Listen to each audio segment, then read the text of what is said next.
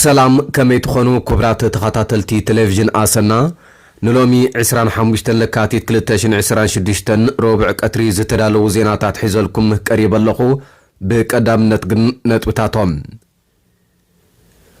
أب فقدو تحتي قرب اندحر قزان بزح زلو كبرت برتاتن تانكتاتن أفو مزناب تقريع نعو تعذبنا زبل زترخبه حابريتان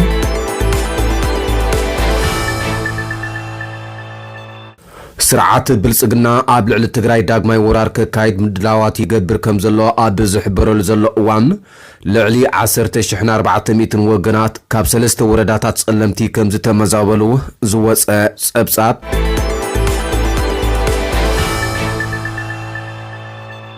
ውድብ ወረዶ ትግራይ ነቲ ውዕል ፕሪቶሪያ ዝጣሓሰ ዝበሎ ውሳነ ቤት ምኽሪ ፌደሬሽን ብምቅዋም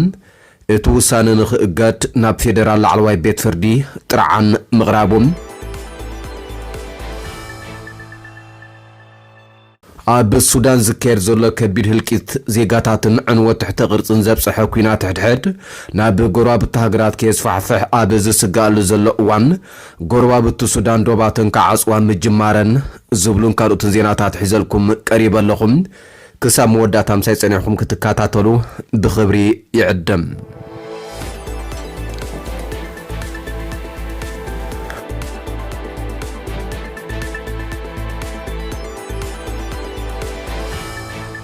سممع وعل بريتوريا طحيسو اب لعل تግራይ ዳግማይ ወራር ንምክያድ ኣብ ምሽብሻብ ዝርከብ ስርዓት ብልጽግና ምስ ትግራይ ኣብ ዘዋሱኑ ከባቢታት ክልላት ኣምሓራን ዓፋርን ዘይተኣደነ ከበርት ብረታትን ታንክታትን ኣኽቲቱ ከም ዘሎ ምንጭታት ኣረጋጊጾም ኣብ ፈቆዶ ትሕቲ ገረብ እንድሕር ገዛን ብዝሕ ዘለዎ ከበርት ብረታትን ታንክታትን ኣፎም ዘና በትግራይ ኣቕኒዑ ተዓዚብና ዝበለ እቲ ምንጭ ብዝሕ ዘለዎ ሰራዊት ተራጊፉ ድፋዓት ይፍሕር ከም ዘለውን ገሊጾም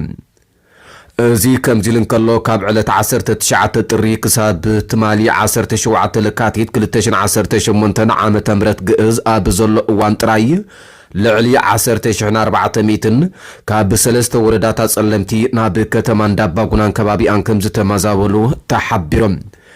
እቲ ምምዝባል በብዕለቱ እናተጋደደ ይቕጽል ከም ዘሎ ንምፍላጥ ተኻኢሉለ ዝበለ እቲ ሓበሬታ ቅድሚ 3 ዓመታት ዝተኸተመ ስምዕ ሰላም ስዒቡን ዝተፈጥረ ውስን ሃዋህው ሰላም ብምጥቃም ኣብቲ ዝሓለፈ ዓመት ብርክት ዝበሉ ነበርቲ ወረዳታት ጸለምቲ ላዕላይ ጸለምትን ከተማ ማይ ጽብርን ዓቂሞም ካብ ዝነበሩ ከተማ እንዳባጉናን ከባቢኣን ናብ መረቦቶም ከም ዝተመለሱ ዝዝከር ኮይኖም ይኹን እምበር ብሓደ ገጽ ወረርቲ ሓይልታት ካብቲ ከባቢ ክወጹ ብዘይምኽኣሎም ብኻልእ ገጽ ድማ ህጹጽ ሰብኣዊ ሓገዝ ብዘይምቕራቡ እቶም ናብ መረቦቶም ዝተመለሱ ወገናት ግዳይ ተደራረብቲ ጽገማት ክኾኑ ተገዲዶም እዮም ክብል እቲ ዝወፀ ጸብጻብ ገሊጾም ኣብ ልዕሊኡ ካብ ዝሓለፈ ወርሒ ጥሪ ጀሚሩ ሰራዊት ምክልኻል ኢትዮጵያ ኣብቲ ከባቢ ብብዝሒ ይራገፍ ብምህላውን ኣብ ልዕሊ ነበርቲ ዝፍጸም ግፍዒ ብዝሓየለ መልክዕ ብምቕጻሉን ከቢድ ደበና ኩናት የንጸላሉ ብምህላውን ካብ ዕለት 19 ጥሪ ክሳብ ዕለት 17 ለካቲት 2018 ዓመተ ምህረት ግእዝ ኣብ ዘሎ እዋን ጥራይ 10427 ወገናት ካብ ወረዳታት ጸለምቲ ላዕላይ ጸለምትን ከተማ ማይ ጸብርን ዳግም ናብ ከተማ እንዳባጉናን ከባቢኣን ተመዛቢሎም ይርከቦም كم اون كاب زوبا معراب تግራይ ተመዛቢሎም ኣብ ከተማ ማይ ጸብሪ ዓቂቦም ዝጸንሑ 740 ክልተን ደቂ ኣንስትዮ ዝርከብኦም 1367 ወገናት ዳግም ናብ ከተማ እንዳባጉና ከም ዝተመዛበሉ እቲ ሓበሬታ ወሲኹ ኣረዲኦም ብዘይካዚ 768 ደቂ ኣንስትዮ ዝርከብኦም 1403 ወገናት ካብ 3 ወረዳታት ጸለምቲ ናብ ወረዳ ጽምብላ ከተማ ዓዲ ጎብሩን ጣብያ ደብረ ኣባይን ከም ዝተመዛበሉ ተገሊጽሎም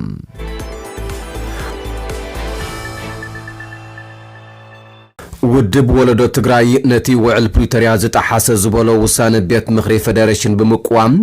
እቲ ውሳነ ንኽእገድ ናብ ፌደራል ላዕለዋይ ቤት ፍርዲ ጥርዓን ኣቕሪበይሉ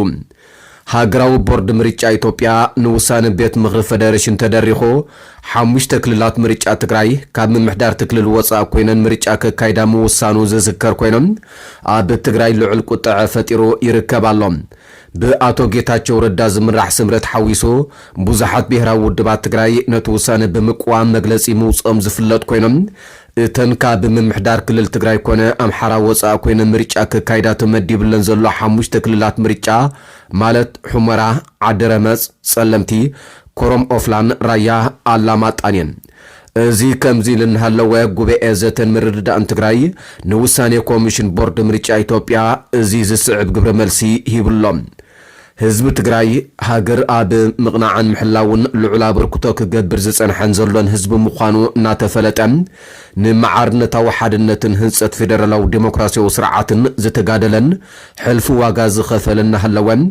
ኣብ ገዛ ዓዱ ከም ጸላእተ ወሲዱ ኣብ ልዕሊኡ ጽንተ ተበይንሎም ድሕሪ ስምምዕ ተጻብኦ ምግታእውን ተኾነ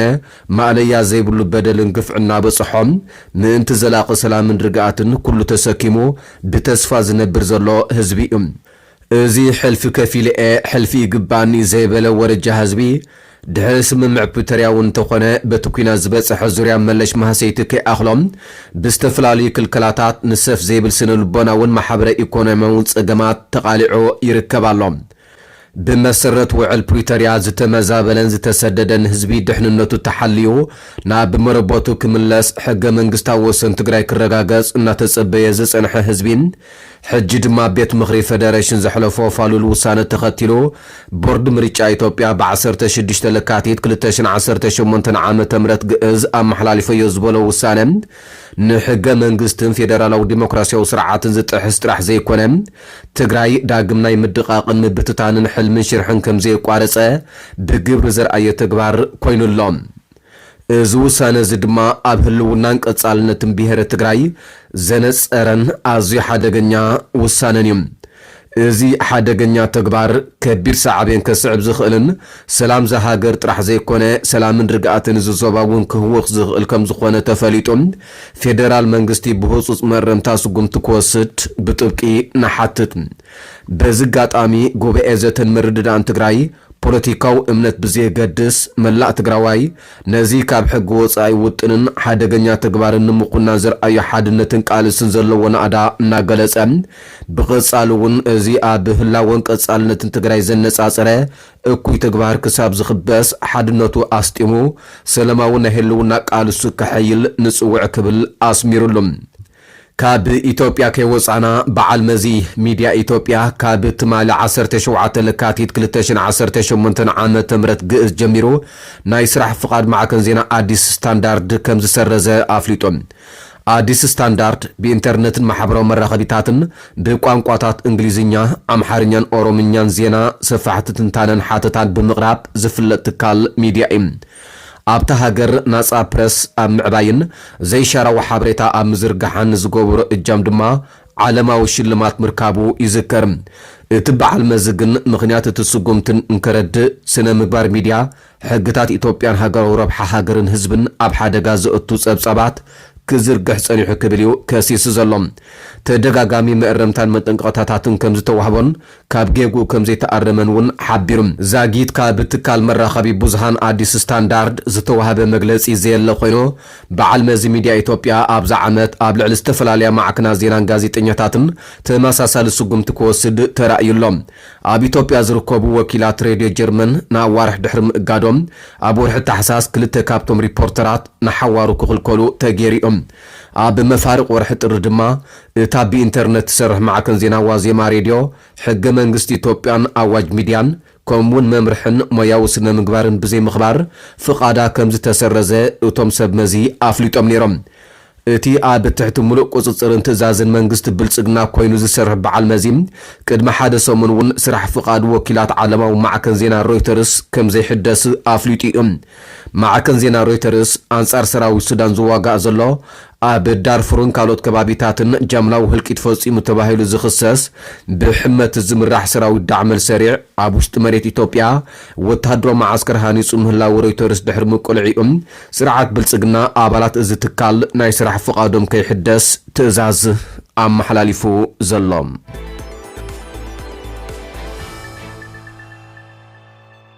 ኣብ መንጎ ኤርትራን ኢትዮጵያን ዘሎ ወጥሪ ናብ ኩናት ከይዓርግ ልዑል ስጋት ፈጢሩ ከም ዘሎ ኣብ ዝሕበረሉ ዘሎ እዋን ፕሬዚደንት እስራኤል ሄርዞግ ኣዲስ ኣበባ ምእታው ተገሊጹ ሃገርነት ሶማሊላንድ በወግዒ አፍልጦ ዝሃበት እስራኤል ኣብዚ ቀረባ እዋን ኣብ ዞባ ቀርኒ ኣፍሪቃ ሓዱሽ ፖለቲካውን ዲፕሎማስያውን ወፍርታት ከተካይድ ትርአ ዘላ ኮይኖም ኢትዮጵያ ኣብ ተካይዶ ኣፍ ደገ ባሕሪ ናይ ምውናን ምንቅስቃስ ኣብ ጎና ደው ከም ትብል ከም ዝተሰማምዐት እውን ይግለጽ እዮም። ዝሎሚ ኣብ ሰዓታት ቅድሚ ቀትሪ ኣዲስ ኣበባ ኣትዩ ከም ዘሎ ዝተሓበረ ፕሬዚደንት ሄርዞግ ዕላማ መገሽ ብንጹር ዝተገልጸ እኳ እንተዘይኮነን ድሕሪ ዑደት ፕሬዚደንት ቱርኪ ሚኒስተር ጉዳያት ስዑድ ዓረብን እዩ ናብቲ ሃገር ዘቕንዕ ዘሎ።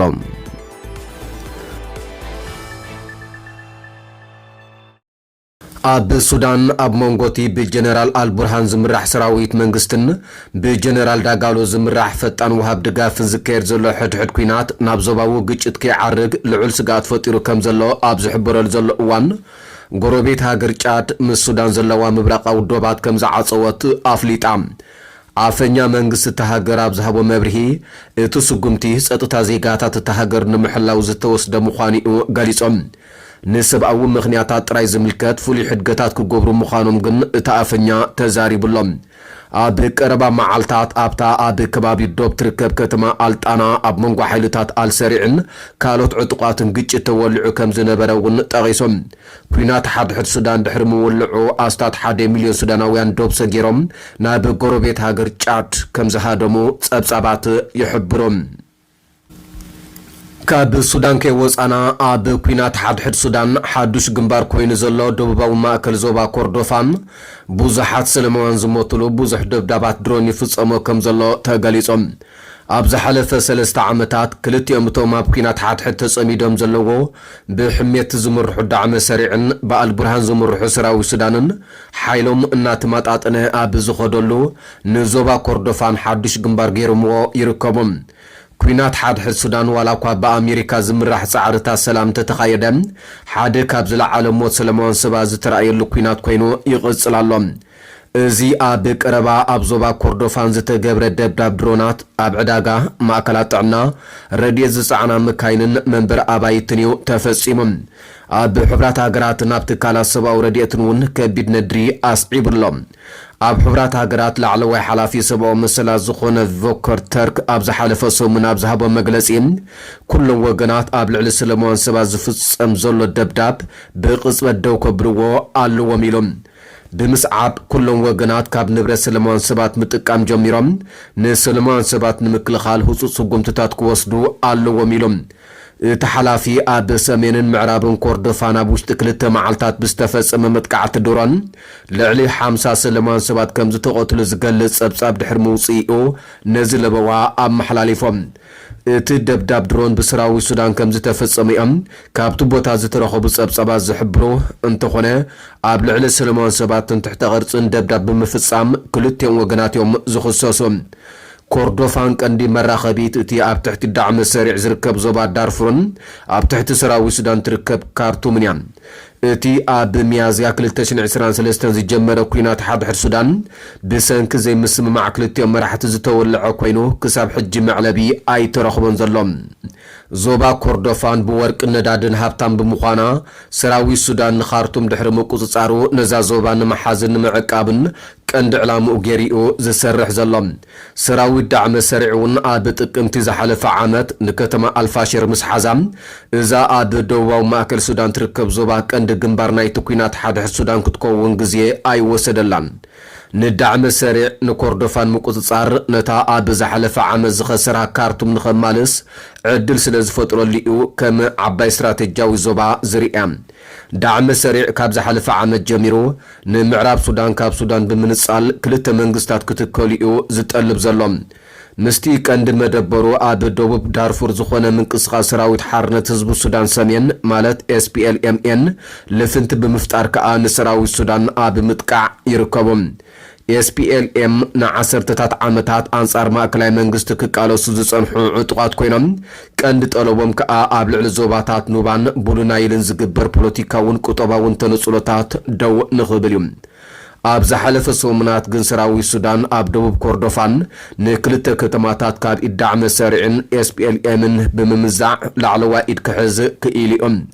ነበርት ናይተን ክልተ ዓመታት ኣብ ሙሉእ ክርደና ዳዕመ ሰሪዕን SPLM-ን ዝጸንሓ ከተማታት ካዱግሊን ዳሊንግን ከቢድ ጥሜት ኣጋጢምዎም ከም ዝጸንሐ ብሕቡራት ሃገራት ዝምራሕ ኤጀንሲ ኣፍሊጦም። ሰራዊት ሱዳን ነዘን ከተማታት ምስ ሓዘን ኣብ ልዕሊ ሰራዊት ዳዕመ ሰሪዕ ዝጀመሮ ደብዳብ ኣጽዒቕዎ ይርከብ ኣሎ። ዳዕመ ሰሪዕ ካብ ምጅማር እቲ ኩናታት ሒዙ ልዕልና ሓይሊ ኣየር ሰራዊት ሱዳን ንምምካት ድሮናት ክጥቀም ምጽንሒኡ ዝንገር። እተን ድሮናት CH-95 ዝበሃላ ነዊሕ ዝጓዓዛ ስራሓት ቻይና ኮይነን ሕቡራት ኢማራት ዓረብ ትህቦም ከም ዘላ እዩ ብሰፊሑ ዝግለጽ። ኢማራት ዓረብ ግን ነዚ ክሲ ተነጽጉ እያ። ሰራዊት ሱዳን እውን ብወገኑ ባይራክታር ዝበሃላ ስራሓት ቱርኪ ዝኾና ድሮናት እዩ ዝጥቀም ዘሎ። መንግስቲ ቱርኪ እተን ድሮናት ስራሓቱ ምዃነን እኳ እንተዘይከሓደ ንሰራዊት ሱዳን ብቐጥታ እተን ድሮናት ከም ዘይሃበ እዩ ዝሕብር። ኣብ መጀመርታ ለካቲት ሰራዊት ሱዳን ኣብ ዞባ ዳርፉርን ኮርዶፋንን ድሮናትን ጸረ ነፈርቲ ሚሳይላትን ከም ዘዕነወ ገሊጹ ነይሩ። ወሃቢ ቃል እቲ ሰራዊት ብርጋዴር ጀነራል ኣሲም ኣዋድ እቲ ኣብ ዞባታት ዳርፉርን ኮርዶፋንን ኣብ ልዕሊ ኣጽዋር ዳዕመ ሰሪዕ ዝተፈጸመ መጥቃዕቲ ኣካል ናይቲ ብዳዕመ ሰሪዕ ተዓጢቑ ዘሎ ዘይወጋዕዎ ኣጽዋር ንምዕናው ዝተወስደ ስጉምቲ ክብል ምግላጽ እውን ይዝከር።